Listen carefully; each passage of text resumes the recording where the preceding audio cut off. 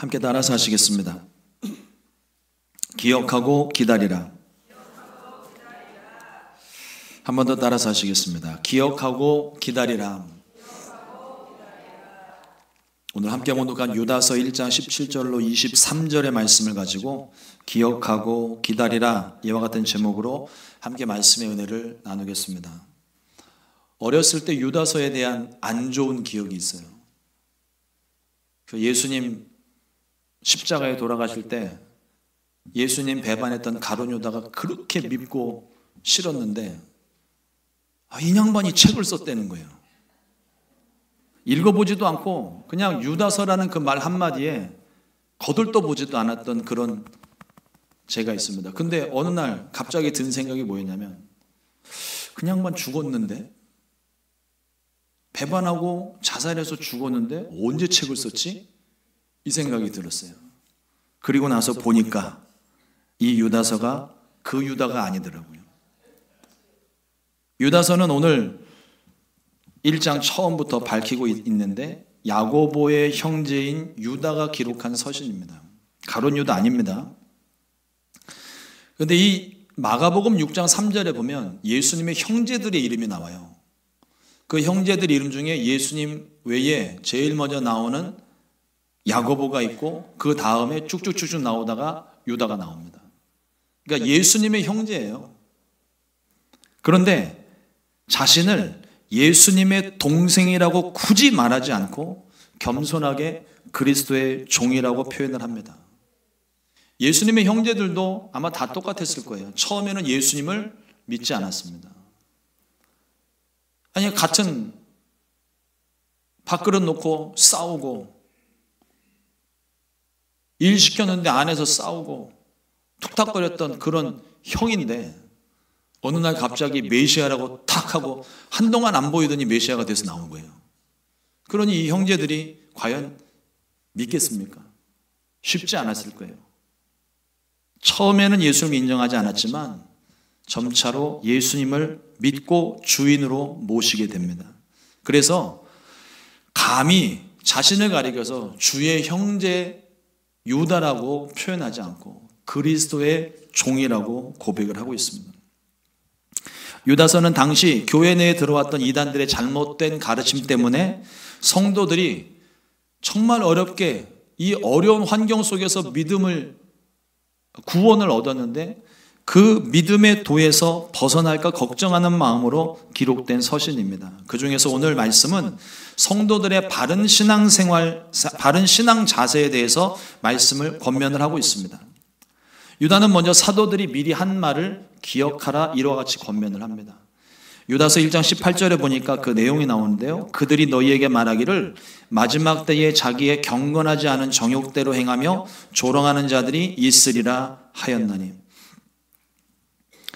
정욕대로 행하고 조롱하는 자들, 이단들에 대한 말인데 이 말이 어떤 의미인가 하면 그 당시 영지주의의 영향을 많이 받아서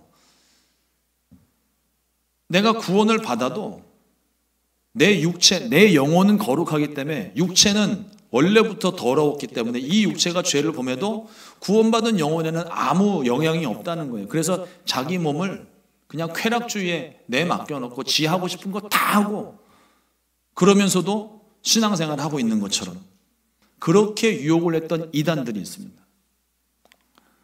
마지막 때 성도들을 유혹하는 거짓 선지자들의 이와 같은 말들과 또 예수 믿는 거 그렇게 힘들고 어렵게 믿는 거 아니야. 나처럼 그냥 쉽게 믿는 거야. 라면서 조롱하는 말들에 대한 경고성, 예언의 말씀입니다. 옛날이나 지금이나 이단들은 끊임없이 우리 주변에 도사리면서 우리를 미혹하여 여기에도 그리스도가 있다, 저기에는 재림주가 나타났다고 가르치면서 우리를 복음에서 멀어지게 하고 의심과 두려움을 심어다 주며 주의 사랑에서 끊으려고 합니다. 이단들은 끊임없이 주의 다시 오심을 부인하고 벌써 오셨다거나 아니면 결코 오시지 않을 것이라 말하면서 우리를 조롱합니다. 여러분, 이 이단들이 과거에만 있었던 게 아니라 지금은 더 많아요. 이거 언젠가 한번 누가 좀 연구를 했으면 좋겠는데 전 세계에 물론 그런 이상한 사람들이 많지만 그 중에도 특별히 한국에 재림주가 많아요. 제가 과거에 들었던 기억으로만 더듬어 보면 재림주가 53명이래요. 다시 오신 예수님이 53명이에요. 그 중에 어떤 사람은 자기는 보혜사라고 얘기를 합니다. 왜 한국에 이런 사람들이 더 많이 나오는지를 모르겠어요. 이건 연구 대상인데 어쨌든 이 이단들이 사람들을 미혹하게 합니다. 여러분, 이 이단에 빠지는 거는요, 오랜 시간 교육을 받아서 빠지는 게 아니에요. 2, 3일이면 충분합니다. 어떤 때는 그냥 한순간에 사로잡히기도 해요. 미혹하는 영이 있기 때문입니다. 그런데 이단에 들어갔다가 나오신 분들 이야기를 들어보면 그 이단 안에 들어있는 사람들이 거의 대부분이 초신자, 그러니까 안 믿던 사람들이 이단에 들어오는 일은 거의 없대요. 믿다가 시험 들고, 믿다가 상처받고, 믿다가 방황하고 멀리 돌아서 예수님 믿지 않고, 또 어떤 경우는 말씀이 이해가 되지 않아서 이것도 해결해 보겠다고 여기저기 기웃기웃거리다가 그 틈을 타서 기가 막히게, 이거 미혹하는 영이 움직여서 그런지 그런 사람들을 귀신같이 알아내요. 얼굴 보면 나오나 봐요. 그런 사람들한테 접근을 해서 그 아픈 부분, 상처받은 부분, 의심되는 부분을 딱딱 찍어서 거짓말로 싹 둔갑시켜가지고 이걸 완벽한 이야기를 만들어 버리니까 여기에 참 진리가 있구나. 사람들이 훅 빠지는 거예요. 요즘 제일 많은 영향을 끼치고 있는, 훨씬 더 큰 종교들도 많지만 제일 최근에 일어난 종교, 신천지. 그 신천지 안에 들어가 보면요, 특별히 목회자 자녀들이 많대요. 목회자 자녀들이 가지는 아픔이 있습니다. 상처가 있어요. 근데 그걸 기가 막히게 파고드는 거예요.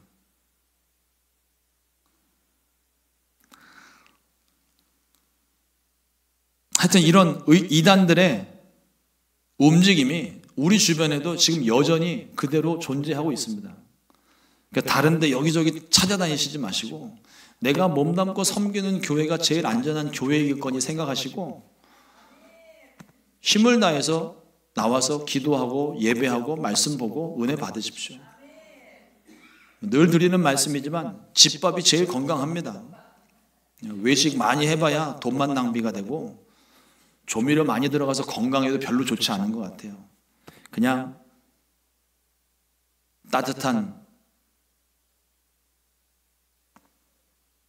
물 끓여서 찬밥에 부어서 김치 한 조각에 그냥 먹어도 속 편한 게 제일 좋습니다. 사랑하는 성도 여러분, 기억하십시오. 이런 이단들의 가르침은, 그러니까 초대교회 이단들의 가르침은 주님이 오셨다거나 주님은 안 오신다는 이단들이었어요. 근데 기억하십시오. 우리 주님은 더디 오시는 것처럼 보일지 모르지만 반드시 다시 오십니다. 이것을 부인하는 자들은 주께서 다시 오시게 될 때 바깥 어두운 곳에서 이를 갈며 슬피 울게 될 거예요. 그때 가서 땅을 치고 후회를 해도 그때는 이미 상황 종료입니다. 이단들은요, 겉으로는 주의 재림을 부인하고 조롱하면서도 안으로는 또 분열을 일으켜요. 이것이 원수마귀가 우리 안에서 하는 일들입니다. 유다서 1장 19절 말씀에 보면 이 사람들은 분열을 일으키는 자며 육에 속한 자며 성령이 없는 자니라. 오늘날 교회가 나뉘고 분열되고 서로 편을 갈라 싸우는 현실은 안타까운 일이에요.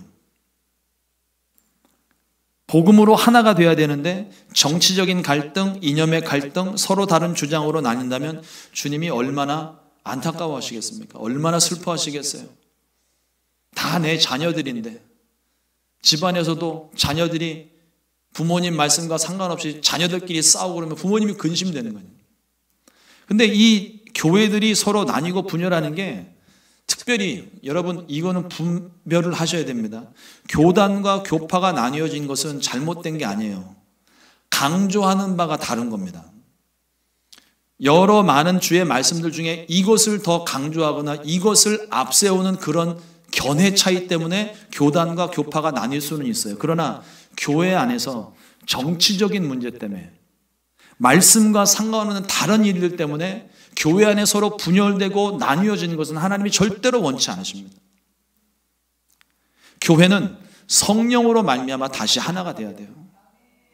육의 일들로 분열되면 안 됩니다. 여기 앉아 계신 성도님들도 보세요. 지금 우리 중에 얼굴 같은 분이 없고 환경 같은 분이 없고 이름 같은 분이 없어요.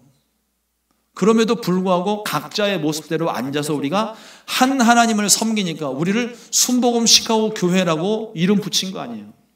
이와 마찬가지입니다. 한 분 하나님을 섬기고 예수님을 주인으로 모신 모든 교회들이 함께 연합을 하는 것은 그건 성령께서 하시는 일들이에요. 서로 다른 모습과 입장들이 있을지 모르겠지만 하나님 말씀은 변함이 없으니까 말씀을 중심으로 예수님 중심으로 교회가 하나 돼야 될 줄로 믿습니다. 사도 바울은 교회 안에 불화나 또 당짓는 일 모두를 육의 일로 못 받고 있습니다. 갈라디아서 5장 19절로 21절 말씀 여러분 잘 들어보세요. 육체의 일은 분명하니 곧 음행과 더러운 것과 호색과 우상숭배와 주술과 원수 맺는 것과 분쟁과 시기와 분냄과 당짓는 것과 분열함과 이단과 투기와 술 취함과 방탕함과 또 그와 같은 것들이라. 전에 너희에게 경계한 것 같이 경계하노니 이런 일을 하는 자들은 하나님의 나라를 유업으로 받지 못할 것이요. 큰일 났습니다. 안 걸리는 게 없어요. 여기 지금 빠져나갈 구멍이 없습니다. 이대로만 살면 우리는 하나님 나라를 유업으로 못 받는 거예요. 육의 일을 따라가지 마십시오. 영의 일들을 생각하십시오. 육에 속한 사람은 하나님의 성령의 일을 알지도 못하고 받지도 아니하고 깨닫지도 못한다고 성경은 말합니다. 성령이 없으면 육의 지배를 받는 거예요. 자연스러운 일입니다. 우리의 생각하는 것이 육에 속해 있기 때문에 저절로, 이건 누가 안 가르쳐도 그냥 저절로 배우는 것들이에요. 생각하는 것들이에요. 그래서 예수님께서 말씀하신 것이 성령을 받으라 말씀하시는 겁니다. 예수님이 곁에 계실 때야 예수님이 제자들을 지켜줄 수 있지만 승천하시고 난 다음에는 이 제자들이 고아와 같이 버려질 수 있고 아무도 그들을 케어할 수 없는 거예요. 제자들도 그걸 알았기 때문에 두려워했습니다. 그러나 예수님께서 말씀하시기를 내가 너희를 고아와 같이 버려두지 아니할 것이고 너희에게 또 다른 보혜사를 보내줄 것이다. 그가 오시면 나에 대해 증거하고 내 말을 기억나게 하고 내 말을 깨닫게 할 것이다. 분명히 말씀하셨습니다. 예수님은 성령 받으라고 말씀하셨고 성령이 임해야 이와 같은 능력도 나타난다고 말씀합니다. 이러한 시대를 살고 있는 우리들에게 오늘 말씀은 우리가 지켜야 될 바른 신앙의 자세를 말씀합니다. 첫 번째로 거룩한 믿음 위에 서야 합니다. 유다서 1장 20절 말씀입니다. 사랑하는 자들아 너희는 너희의 지극히 거룩한 믿음 위에 자신을 세우며 성령으로 기도하며. 여기서 말하는 믿음은 주는 그리스도시요 살아계신 하나님의 아들이시니이다 고백을 했던 이 동일한 신앙 고백을 하는 저와 여러분들 그리고 모든 교회의 반석이 되는 거예요. 믿음이 곧 반석입니다. 주님은 이 믿음 위에 교회를 세우시겠다고 약속하셨어요. 내가 이 반석 위에 내 교회를 세우리니 음부의 권세가 이기지 못하리라. 그러므로 이 말씀을 우리가 풀어오면 믿음의 반석 위에 교회가 세워지는 것이고 이 믿음이 흔들리면 믿음의 반석이 흔들리면 믿음이 흔들리면 그 위에 세워진 교회가 흔들리는 거예요. 무너지는 겁니다.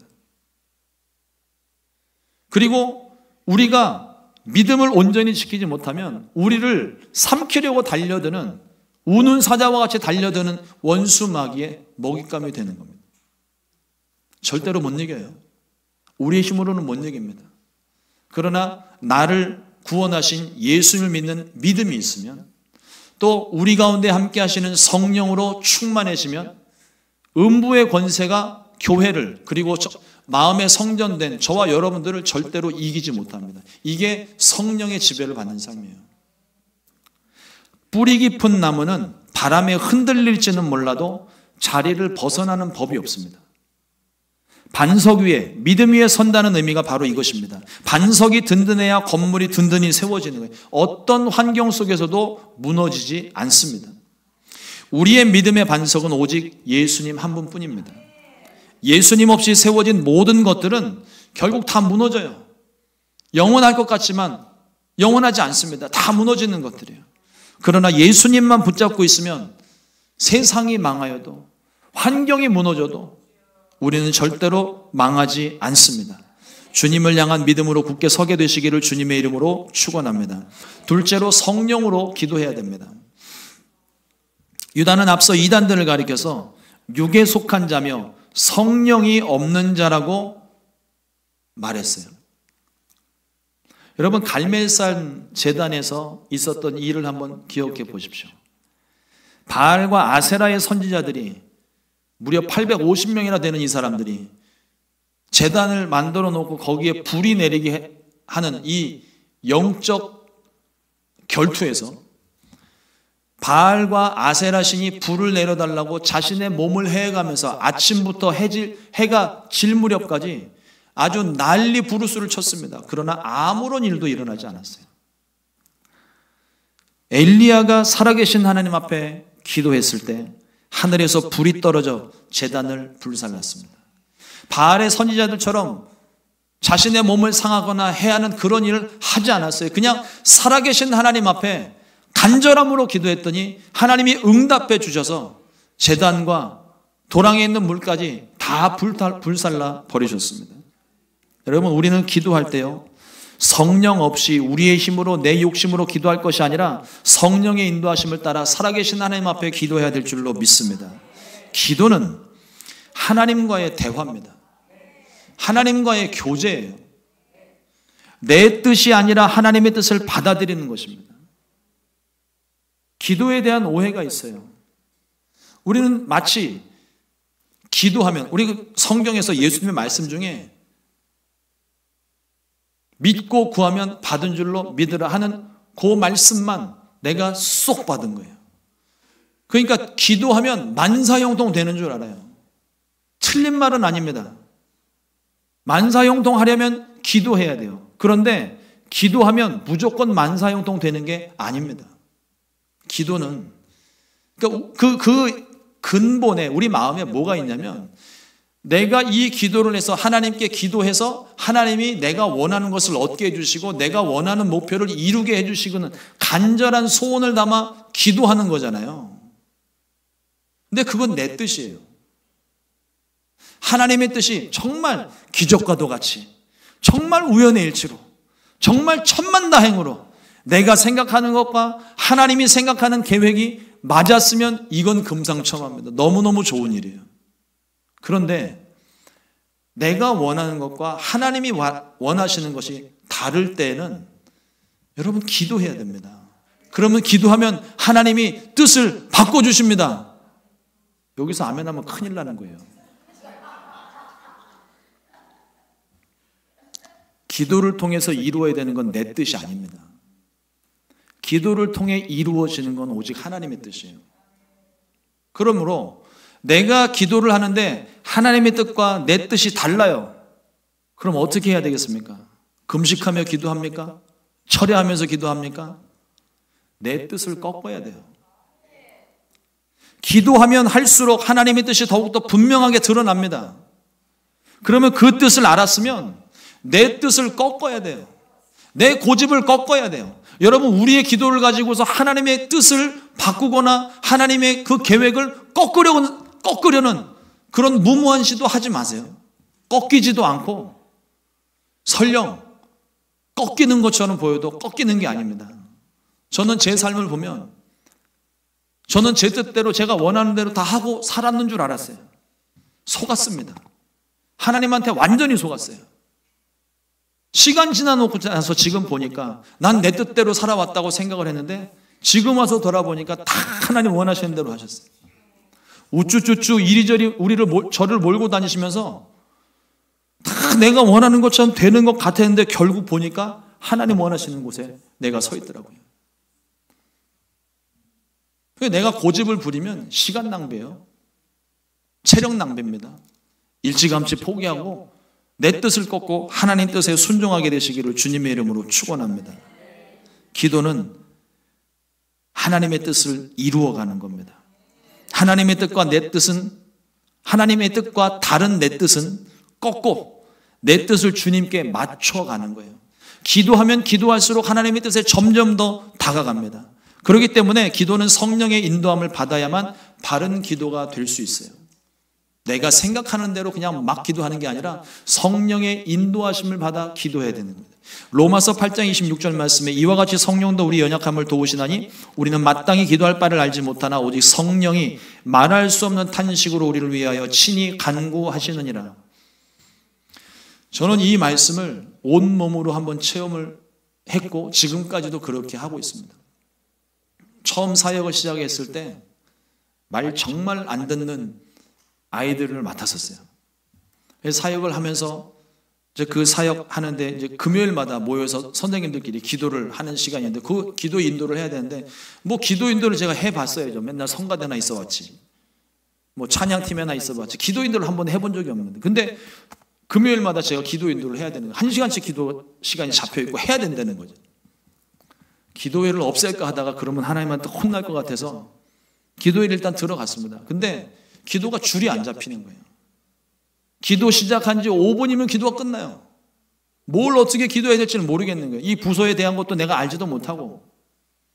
그래서 한 몇 주 동안 가만히 있었습니다.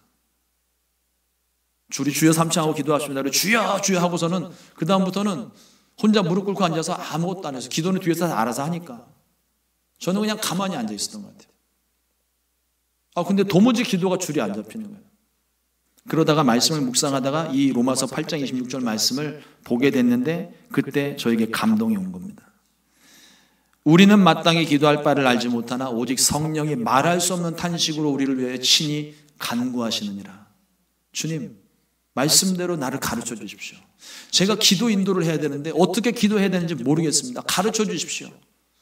저 이 기도하고 갑자기 저에게 변화가 어떤 변화가 나타나면 기도가 터지기 시작하는 거예요. 근데 제 표현 그대로 제가 느꼈던 느낌 그대로 표현하자면 준비된 기도가 아닌데 기도가 쏟아져 나오더라고요. 바가지에 있는 물을 그냥 부어내듯이 기도가 쏟아져 나오기 시작하는 겁니다. 어디서 그런 기도가 갑자기 그런 기도가 생각이 나서 기도를 하게 됐는지 모르겠어요. 그날로부터 1시간 기도하는 게 시간이 짧은 거예요. 여러분 기도할 때 내 힘으로 기도하지 마십시오. 내 생각대로 기도하지 마세요. 성령의 인도하심을 반드시 받으셔야 됩니다. 그러면 우리의 기도를 도우시고 하나님의 뜻을 이루어 가십니다. 우리의 모든 기도에 성령님 모셔드리고 성령의 인도하심을 따라 하나님의 뜻을 구하고 이루게 되시기를 주님의 이름으로 축원합니다. 셋째로 자신을 지켜야 됩니다. 오늘 말씀에서 이단 경계라는 본문의 주제의 의미를 가지고 이 말씀을 해석을 하면 어떤 신비적인 유혹, 그 유혹에 넘어가서 하나님을 멀리하지 말라는 그런 의미로 생각해 볼 수 있어요. 그러나 조금 넓은 의미로 생각을 해보면 하나님의 사랑에서 헤아릴 수 없는 큰 사랑 안에 머물러서 그 사랑 안에 머물러 살아야 된다는 의미가 되는 것입니다. 바꿔 말하면 하나님의 사랑 안에서 자기를 지키라. 머물러라. 하나님 사랑 안에 머물러라. 이와 같은 말이 되는 겁니다. 여러분 자존감이 높은 아이는요. 어디를 가도 기가 죽지 않아요. 낯선 곳에 가서 처음 만나는 사람들을 만나도 거기에 가서 기가 죽지 않습니다.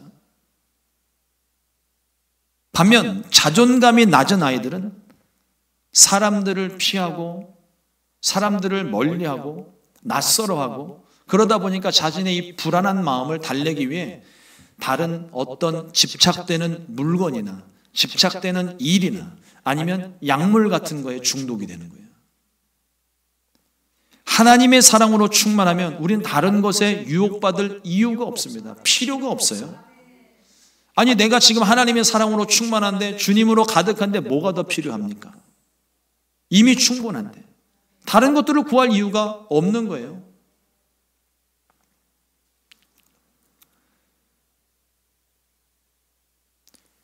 제가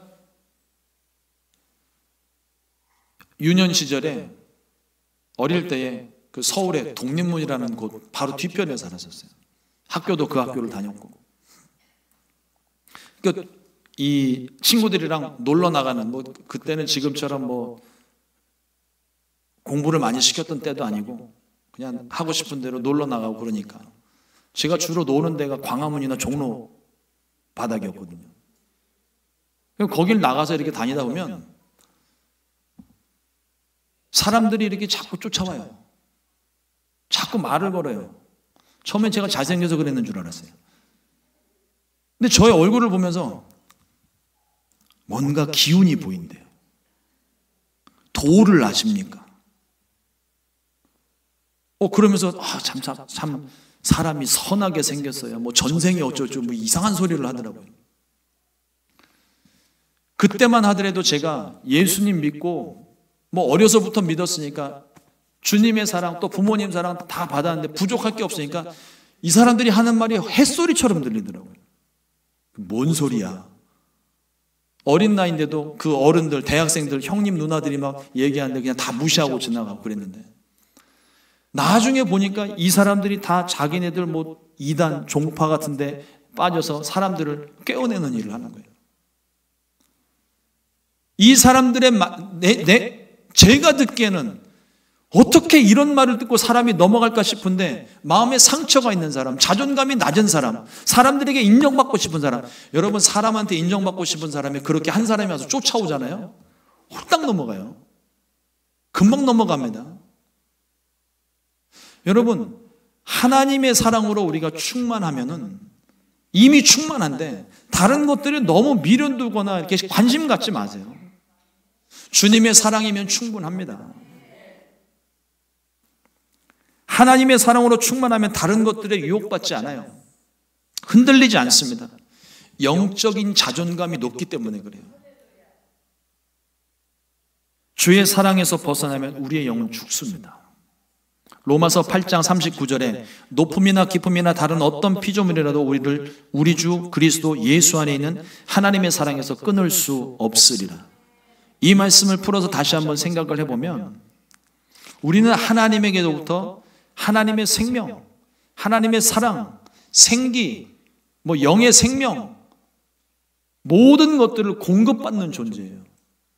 그러니까 그 주님과 함께 있을 때 이 영적인 생명이 강건해지는 겁니다. 근데 이게 멀어지면 영의 생명이 식기 시작하고 시들기 시작하고 마침내 끊어지게 되는 거예요. 원수 마귀가 그 틈을 집요하게 파고듭니다. 여러분 너무 가볍게도 생각하지 마세요. 지금 생각할 때는 이단들이 와서 하는 말 무슨 씨알도 안 먹히는 소리 한다고 무시할 수 있는지 모르겠지만 이게 마음에 시험이 들거나 상처받은 사람은요 그 말 한마디가 크게 들려요. 이미 하나님과의 틈이 생겼기 때문에 그 틈을 파고들어서 기어이 그걸 끊어내려고 합니다. 그러나 우리 주의 사랑에 붙들린 사람은 어떤 유혹에도 넘어가지 않고 쓰러지지 않습니다. 하나님의 사랑은 어제나 오늘이나 영원토록 동일하십니다. 문제는 열정이 식어지고 세상 풍조에 휘둘리는 내가 문제인 거예요. 하나님은 우리를 포기하시지 않는데 포기를 내가 하는 거죠. 하나님 이 손 좀 놔주세요. 나 이거 하고 싶습니다. 저거 하고 싶습니다. 근데 하나님이 안 놓으세요. 그게 은혜인 거예요. 하나님이 놓지 않는 게 은혜인 거예요. 하나님께 붙들려 있는 게 은혜인 겁니다. 여러분, 내가 포기하고 떠나는 일들이 우리 주변에 많아요.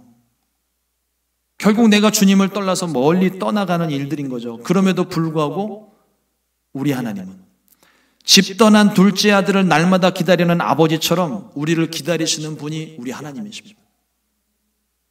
그 사랑 안에 거해야 돼요. 그러기 위해선 날마다 회개하고 돌아서야 됩니다. 다시금 주의 사랑을 받아들여야 되는 거예요. 여러분 세상 가운데 시험 들고 낙심이 되고 그래서 내 믿음이 연약해졌을 때 그때 그냥 정말 내 마음대로 하고 싶어서 바깥으로 나가고 돌고 방황하고 그럴 수 있습니다. 하지만 그것이 잘못됐다는 것을 깨달았을 때 그때 그 하나님의 은혜가 있는데 그걸 깨달았을 때는요 반드시 여러분 돌아서셔야 돼요. 내가 지은 죄가 많아서 하나님께 어떻게 돌아갈지 모르겠어요. 여러분, 큰일 날 소리입니다. 그런 말 하는 사람이 있으면 그냥 입을 꼬매버리세요. 그냥. 왜 돌아갈 수가 없어요? 우리를 기다리시는 주님이 계시는데. 우리가 어떤 죄를 저질렀어도, 어떤 방황을 했어도, 아무리 오랜 기간 방황을 했어도 우리가 돌아서기만 하면, 우리가 주님을 부르기만 하면 주님은 이전의 일들 물어보지 않으시고 우리를 그냥 와락 끌어 안으시는 분이세요.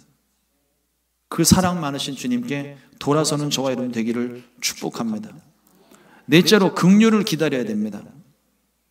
보통 긍휼이라고 하는 단어를 생각해 볼 때 우리가 하나님의 사랑과 은혜를 생각을 하는데, 오늘 말씀 안에서는 종말적인 개념으로 사용을 합니다. 유다서 1장 21절 말씀에 하나님의 사랑 안에서 자신을 지키며 영생에 이르도록 우리 주 예수 그리스도의 긍휼을 기다리라. 기다림은 아무것도 행하지 않는 가운데 그저 하늘만 멍하니 바라보면서 기다리는 기다림이 아닙니다. 적극적인 기다림이에요.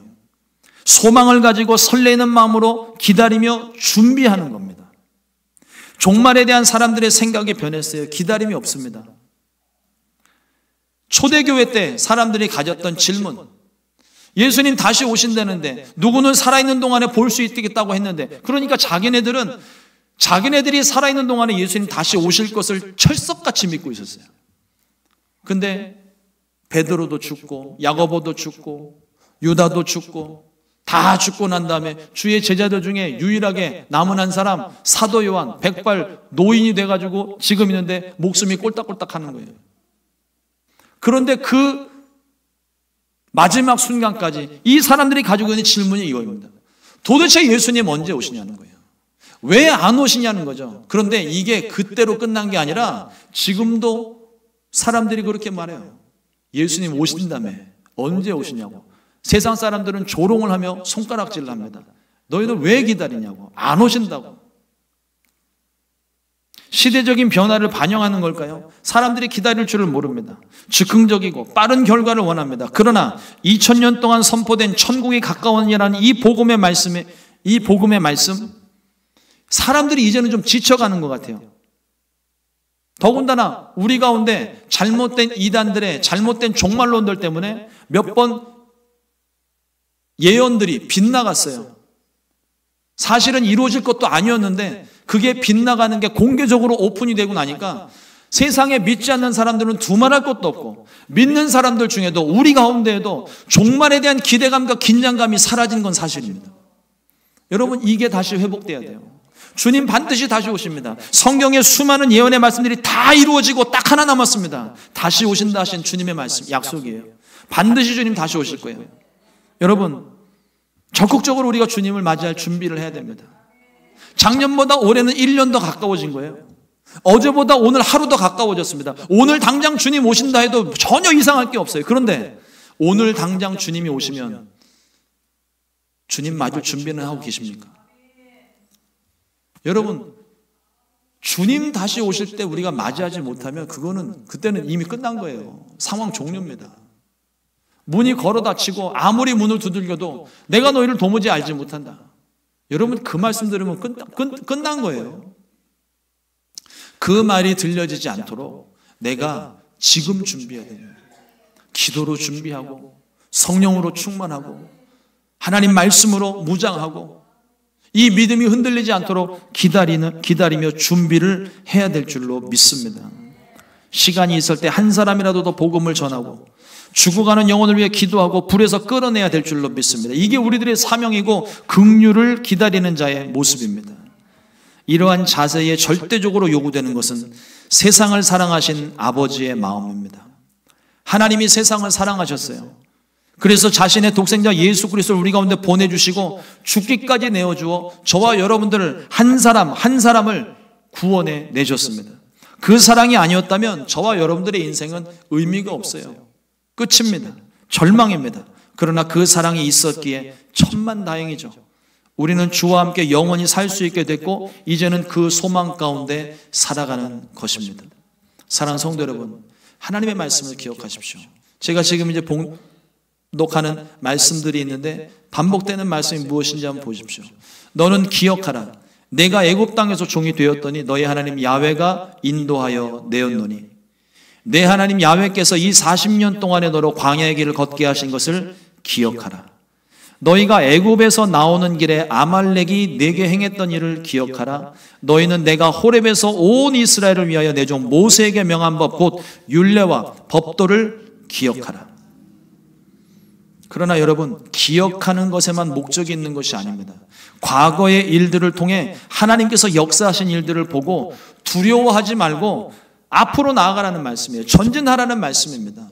두려워서 머물러 서는 것이 아니라 하나님이 성경 가운데 주셨던 이 말씀들, 오늘도 내게 그대로 이루어질 줄로 믿습니다. 하나님, 내가 주의 사건들을 기억합니다. 주님의 구원을 기억합니다. 이 말씀을 믿고 내가 믿음으로 나아가오니 나에게도 역사해 주옵소서. 이와 같이 준비하며 믿음으로 나아가야 될 줄로 믿습니다. 끝까지 믿음을 잃어버리지 않고 주님의 구원을 기다리는 것, 주의 다시 오심을 기다리는 삶입니다. 과거에 얽매이는 것은 육에 속한 생각이에요. 미래에 대한 두려움도 육에 속한 생각입니다. 오늘 본문에서 말하고 있는 것은 육에 속한 성령이 없는 자들처럼 되지 말고 거룩한 믿음 위에 자신을 세우며 성령으로 기도하며 하나님의 사랑 안에서 자기를 지키며 영생에 이르도록 하라는 말씀입니다. 하나님께서 함께 하시는 것은 의심의 여지가 없죠. 하나님께서 말씀하시는 것은 너희는 기억하라 하시는 말씀이고, 이에 대한 우리의 모습은 성령으로 기도하며 약속하신 성령이 임하실 때까지 기다리는 자의 모습입니다. 주님의 약속의 말씀을 기억하십시오. 그리고 끝까지 기다리십시오. 반드시 주의 놀라운 은혜가 임하게 될 줄로 믿습니다. 기도하겠습니다. 좋으신 하나님 감사합니다. 주의 말씀 허락하시고 오늘도 하나님 말씀 함께 나눌 수 있도록 은혜 주시니 감사합니다. 하나님, 주님께서 우리 가운데 주신 이 거룩한 생명, 주님이 우리 가운데 베푸신 사랑, 우리 마음 가운데 새기고 또 기억을 합니다.